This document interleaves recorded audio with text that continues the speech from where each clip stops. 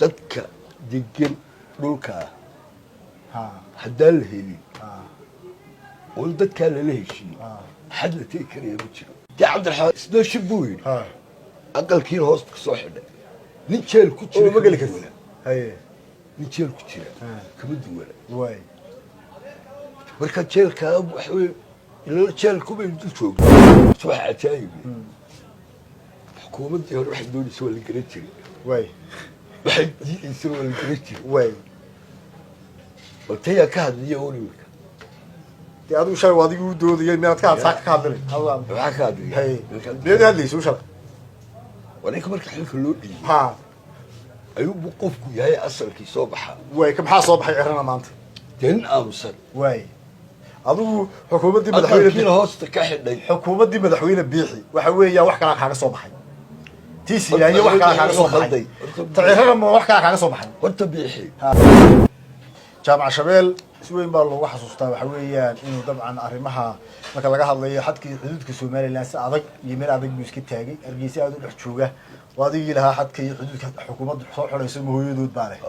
maanta waxa weeyaan xukuumaddii aad u dagaalameysay inay halkan timaado aan idhaahdee xusbigii aad u dagaalameysay iyo xukuumaddiisa ay Hargeysa iyo Soomaaliland ka talinay xuduudkii iyo xadkii Soomaaliland bay xukuumaddu weli laga sugayaa waxa weeyaan diiradda lagu hayaa sida ay ka yeeli doonto maanta maxaa kuu muuqda shalay toole haddii xadka waxa weeyaan si kale aad uga hadlaysay aad u Hargeysa jooga horta sida aan shalay uga hadlayay ma uga hadlayaa xadka waxaa taagantahay halkii baa horta ka taagan dadka suurtagal maha caqliga caadiga baa ku diiday waxaad habi ku tahay in dawlad oog iyo waxa weeyaan xukunta waxa weeyaan inta u dhaxaysa hadalkayga haddii waxa ku yidhi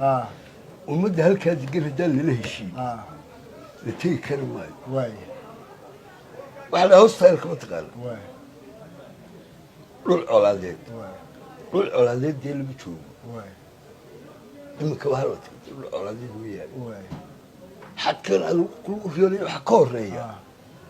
ummaddan meesha degan horta in lala heshiiyo qaabkii loola heshiin karaa ummaddan waxay taagan tahay meel adag bay ka taagan xil saara waan geli doonaay taa marka la xil saaro ayaan geli doonaay laakiin xukuumaddaadii baa talada haysee waxa weeyaan xukuumadda ay lagu soo dhisay laakiin dee kama midin shaqada kuma lihiin marka taa mas-uuliyaddeeda la saaro ayaan geli doonaa sida loo nabadaynayo laakiin maanta dee wax mas-uuliyadda iga saaran sidii xukuumadda hore ay u wajahday waxa weeyaan arrinta dagaalka iyo arrinta gobolka Sool iyo xuduudda Soomaaliland ee la sugayo si weyn baa u dhalisanay maanta xukuumaddii aad taabacsanayd baa joogtay ee madaxweyne Ciro halkee waxa weeyaan adigu ku muuqatay waxa weeyaan waqtigan ka abaaraysa xukuumadda arrinta subax cajaayib xukuumaddii hore waxay doonaysa waa la garan jiray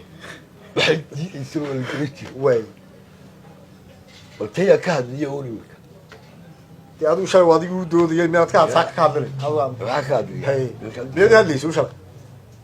waa ninka marka xilka loo dhiibay ayuubu qofku yahay asalkii soo baxaa ka maxaa soo baxay cirana maanta dee nin aamusan adigu xukuumaddii madaxweyne hoosta ka xidhay xukuumaddii madaxweyne biixi waxa weeyaan wax kalaa kaaga soo baxay tiisilaanya wax kalaa kaaga soo baxay tacirana ma wax kalaa kaaga soo baxay horta biixi wuxuu khalday waddadii uu khaldu baa natiijada keentay dee cabdiraxmaan inuu khaldi doono iyo inuu sixi doono iyo si wax odhan doono cid garanayso maanta ka warrami karaysaa ma jirto isnoo shib buu yidhi aqalkiina hoosta ka soo xidhay nin jeel ku jira ma geli karti nin jeel ku jira kama duwana marka jeelkaa waxa weye ilaa jeelkubay dul joogto